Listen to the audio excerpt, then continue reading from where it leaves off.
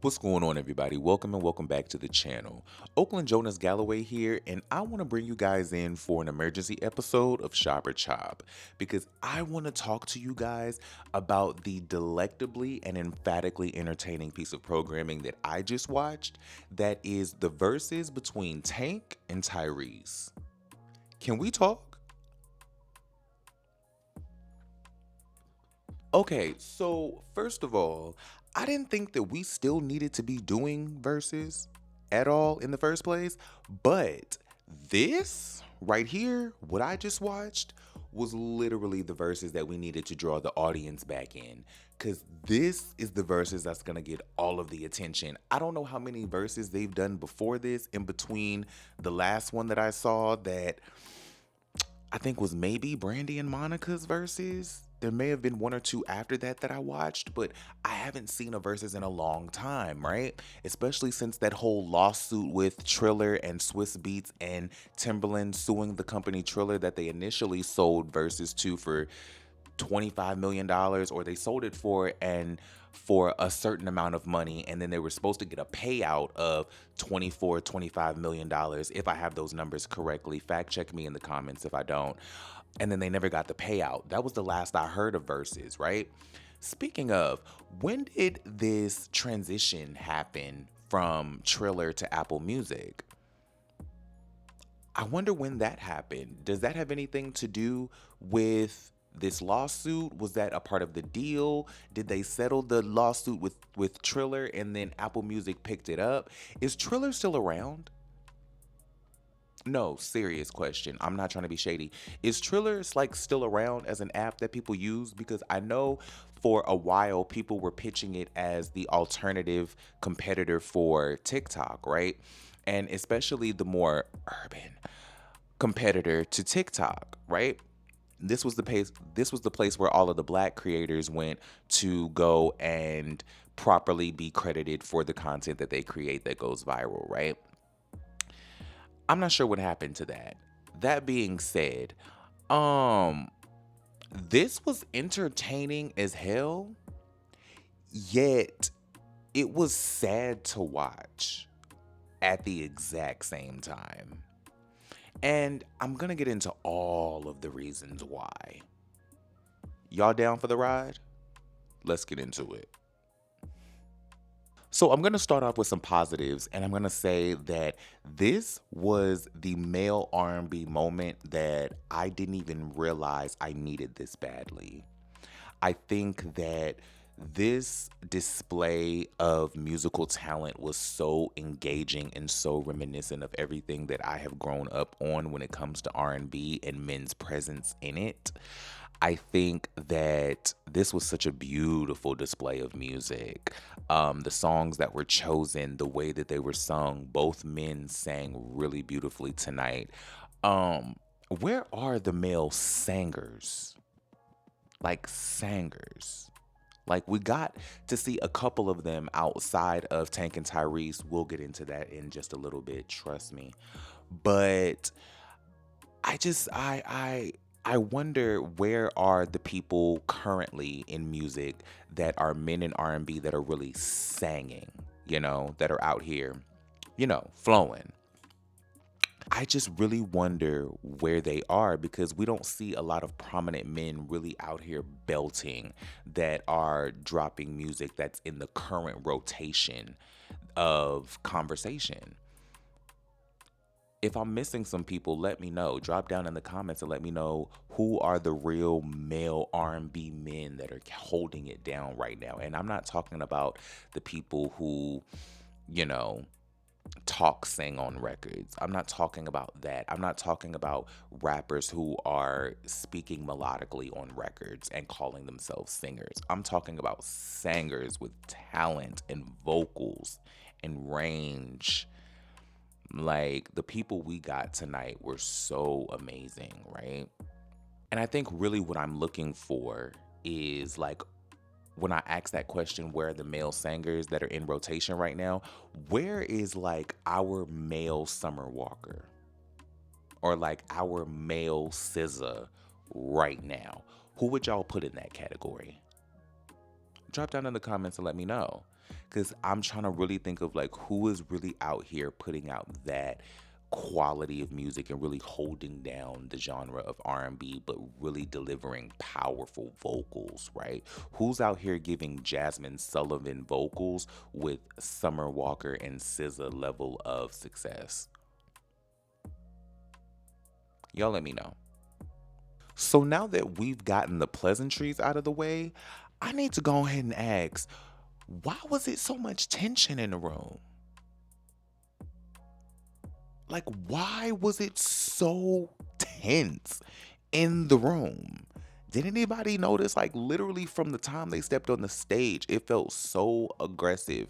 From the time that Tank came out there and he popped his little shit, till the time that Tyrese came out there dressed like a rapper, it was just all so, ugh, right? Now, mind you, the aggression seemed to be stemmed from Tyrese's side, right? It The more that I watched it, it really felt like all of the aggression really stemmed from Tyrese's side, and like Tyrese was really the most upset when it came to this whole versus happening. And Tank was more so responding in kind and just kind of like handling it as it was thrown at him. But then I kind of had a second thought on that because I try to look at everything from both perspectives.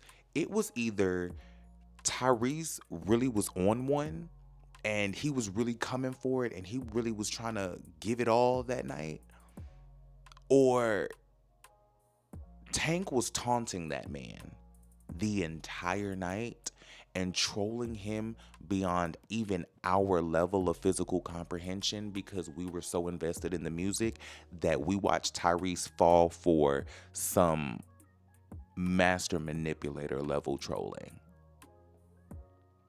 But I am determined to go with the former and say that Tyrese was on one. On what? I don't know. But that man was on one because Tyrese seemed to be extremely pressed all night. And he seemed extremely determined to prove something all night. It was just so. His behavior was very Ray J coded. You know what I'm saying? Like everything that he was doing all night just felt very Ray J coded, from the way that he came out with the hoodie and like 30 million chains. Got so many chains on I can't even see my throat. Like it was so much going on, to the number of jackets he changed. Like he changed his jackets more times than Ray J's beanie changed on his head that time in that scene in Love and Hip Hop. Like it was just so much going on and it felt so erratic. Not in like, oh, we should be concerned type of way. It was more so like Tyrese was probably already drunk when he got there. You know what I mean? And then he just like, it just felt very illustrative of the behavior that was spoken on between Tank and Genuine of why TGT broke up. That's really what it made me think of. It just really made me think about, this is what Tank and Genuine been talking about this whole time. The whole time, the whole time, the whole time. The whole time. Speaking of, is Genuine off on tour somewhere, lip syncing? And this is why he wasn't in the building that night? Because what's going on? Why was Genuine not here? And why did we not get any TGT songs? Was I the only one that was waiting for TGT records? Like, for me, I thought that would have been a great way to close the show. Okay? I thought that it just would have been a great way to bring it on home, wrap this show up with this Extreme Versus, and then close it with records that they had done together, a la Brandy and Monica closing with The Boy Is Mine, right? We'll get to why it couldn't have actually closed like that. Stay tuned. But I wonder if why he wasn't going to come is remnant of the behavior that he showed that night. Like, I wonder if Genuine didn't show up because of all of the things that happened between them as a group. On top of the fact that he was probably on tour, right? I also wonder why we didn't get renditions of TGT records worked in throughout the show from both sides. Like, I thought it would have been cool for Tank to bring in a TGT record and then Tyrese to bring in a TGT record and they sing together if they weren't going to close the show out. I thought it would have been cool to interject TGT songs in their individual sets that they were, battling for points, right? I just thought that would have been cool. Another comment that I wanted to make really quickly is, did the sound man not like Tyrese? Did the sound man not fuck with Tyrese like that? Because it seems like Tyrese kept having these technical difficulties. Like, he kept, like, it was very much, yo, turn my music up some more, up some more. Right. Um, it just really was a lot. It just seemed like he just kept having problems. It just seemed like his mic was down. It seemed like his music was down. I just seemed what was going on with Tyrese's set the entire night? We couldn't really hear his background singers like that. If you really want to talk about it, even in the moments that Tank tried to give his background singers some love, like, we couldn't even hear his background singers like that. Shout out to the background singer that he did have, that guy that got his own riff during Tank's set, because Tyrese was too busy trying to change clothes and go. Change clothes and go. He didn't give his band nor his background singers no time, so Tank had to give the man some love. Shout out to Tank, which to me is another reason why Tank won. You know, not only did Tank have the better set list to me, but Tank's arrangements in the way that he put his set list together and the way that he arranged the songs that he performed were so chef's kiss. It was so good. Like, every record he put on and transitioned into his second record for his round, it was just so. Tank did not miss for me when it came to his song selection. Now, he did have one miss for me tonight, but we'll get into that just a little bit later. I will say also that Tank's attitude when it came to the verses was just overall better. Did he pop his shit? Did he throw his shade? Absolutely. But I feel like most of it was done in response, and it was done, in playful banter and in jest, right? It wasn't anything that was, aggressive or seemed to be malicious or pointed. And Tyrese just seemed to be very just, he was on it. Like, he was on it last night. Like, I just don't know what was up. Like, bro was mad the whole night. You know what I'm saying? But one thing I will say that will contribute to Tank's win, he may not have changed clothes. He may not have changed jackets, but that man did change guest performers. Y'all want to talk about it? He may not have changed his suit jacket, but that man sure did change guests that he brought up on that microphone. He had 4 guests, literally. Let's talk about Jay Valentine. Let's talk about LaToya Luckett. Let's talk about Jamie motherfucking Foxx. Let's talk about Trey Songz. It just, oh my God. Then on top of that, Tank seemed to be having the best time.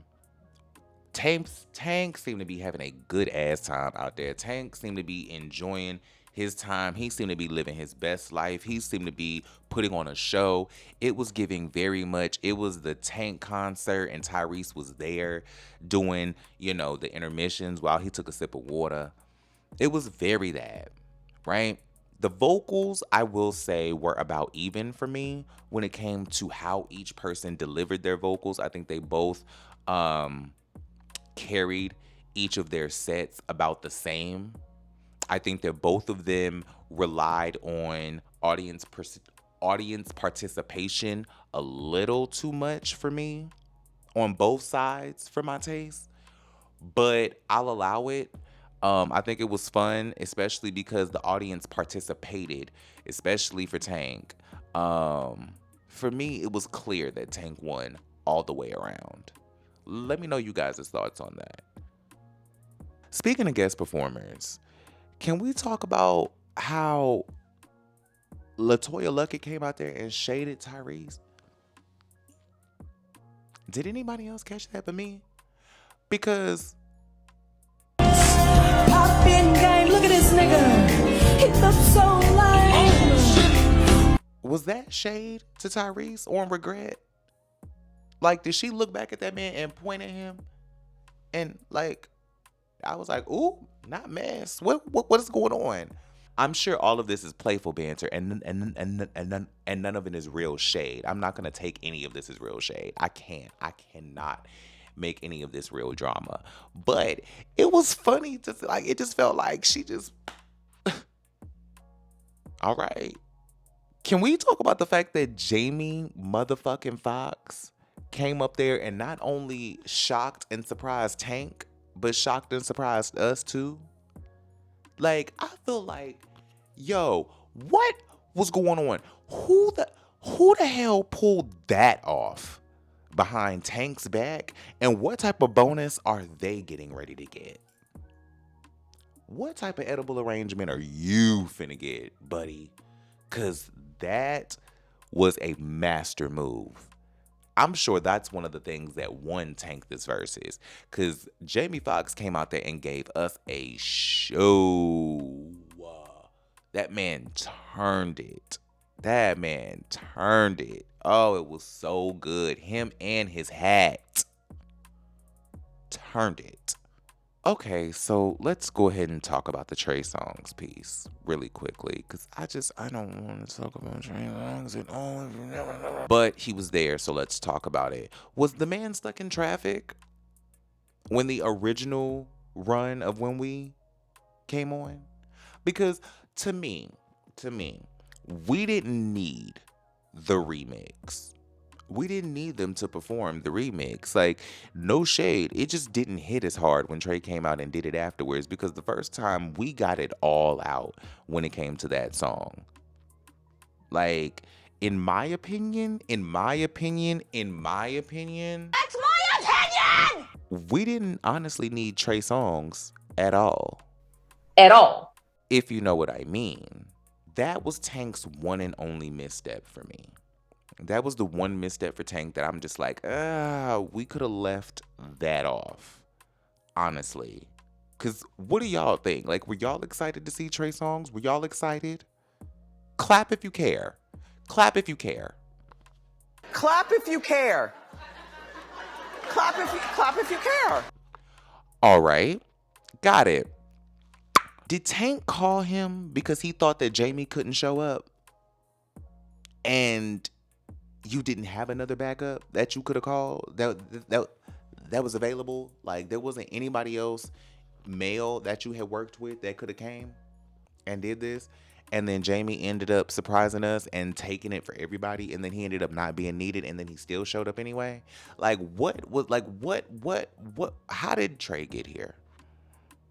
Tyrese, listen.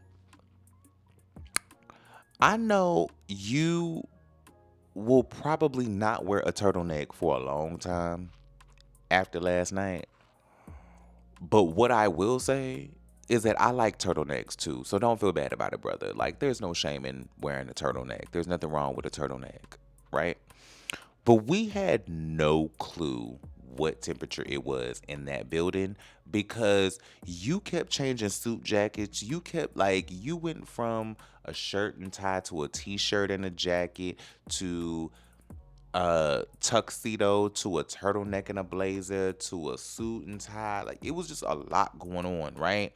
Mind you, Tank was on stage basically half naked. He had a shirt that he could have ripped off at any time, right?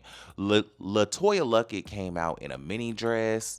The pregnant background singer in Tank's band had her entire belly out, looking beautiful, right? did Tyrese think that the venue would have been colder or something? Like, was he prepared for a colder venue? Cause I don't, I just, whew, my goodness, I didn't know how to, child, my body didn't know how to react to Tyrese's outfits. It was just so many and so unnecessary for that small space. I don't know. For some reason, it just felt like for that small space, he didn't need to have all these outfits. Like, it was just unnecessary. Like, they should have just rocked out. We didn't need all them damn outfits. Long story short. Another Tyrese question that I have two more before we back up out of here, right? Before I close this emergency episode. I just want to know how they gonna start, how you gonna act like that after Tank's cue. And Tyrese just gonna go along with it. When that man said, put your suit to work, and that beat dropped, and that man started singing, I said, this Verzuz is over. This Verzuz is over. That man took control of this room. He took control of everybody up in it. And he said, listen, wrap this up so I can go home. He literally turned into Natina from Bring It On. He said, let's just beat these Buffies down so I can go home. Because I have curfew, girl. Can we just beat these Buffies down so I can go home? I'm on curfew, girl. Mess. I lived for every bit of this. This was hilarious. Tank keyed in that man's face all night, and it was the most delectable obliteration of a man's ego, pride, and performance that I have ever seen in my life. And I've seen some pretty good ones. No shade. But this was just so delectably smooth. Like, Sade herself would be proud. Smooth operator. Smooth operator. Now, mind you, Tank did get his ass embarrassed all night, right? This is a fact. We're not going to deny this. Did he come out there and do his thing and sing his songs and perform his records well? Yes, absolutely. We're not going to say that he had a bad performance. It was just he got outperformed the entire night. But my whole thing is, did Tyrese really get butthurt and literally leave his girl on that stage? Like, did that man really drop mic, leave that stage, and head to the back? Like, that was wild. That was wild because there's literal footage of the girlfriend realizing in real time that Tyrese was gone and not backstage putting on another outfit. And she just literally tips off in the back like, do, do, do, do, do, do, do, do. Madness. Right? So for Tyrese to come back on this stage and say that there was a miscommunication and he walked backstage to go and start to do the interviews and all this, that, and the third, blah, blah, blah, blah, blah. I don't believe none of that. I don't believe none of that. No shade. Because he was too mad when he walked off stage. He dropped the mic. He did the thing. He was so upset. And then the girl tipped off behind him like she don't know what the hell going on. Everybody's confused. Don't nobody know what's going on and why he's back there. All this mess. And then he comes back on stage and acts like there was this big miscommunication, right? I believe, my personal opinion is that Tyrese's manager caught him backstage and made him realize that he looked like a bitch. I think his manager caught him backstage and was like, bruh, you look crazy as fuck. Get your ass back on that goddamn stage and wrap up this show like a professional because you look a mess. All right, everybody, let me know what you guys thought about the Verzuz. Let me know what you thought about my thoughts on the Verzuz. And let me know who you want to see in a Verzuz next, right? Because I have so many thoughts about who I would want to see in a Verzuz. My honest opinion, the next Verzuz that I want to see somebody go in is No, I think Jermaine Dupri has already done a verses, right? Because wasn't he supposed to do a verses with Diddy? And then, everything. And then, so did he ever do the verses with somebody else and I missed it? Let me know. I'll think on that. You guys drop down in the comments to let me know who you would put in the next verses, and if you've been watching verses, and if there's who else's verses I guess I've missed in all of this time since they've moved from Triller to Apple Music. Let me know what happened to Triller as well. And let me know if you guys still use the Triller app, if it still exists. Has it gone out of business? Is it still a thing? Um, yeah, let me know what you think about these emergency episodes, and if there's anything that you guys think that I should be covering outside of my regular Shop or Chop episodes that deserves my immediate attention. Drop down in the comments and give me all of your suggestions. Make sure you like the video, subscribe to the channel, hit the notification bell, share with a fellow music lover, and follow me on all social media. I'm at OJ Galloway. My name is Oakland Jonas Galloway, and I'm your host. And until next time, I'll see you later. Peace.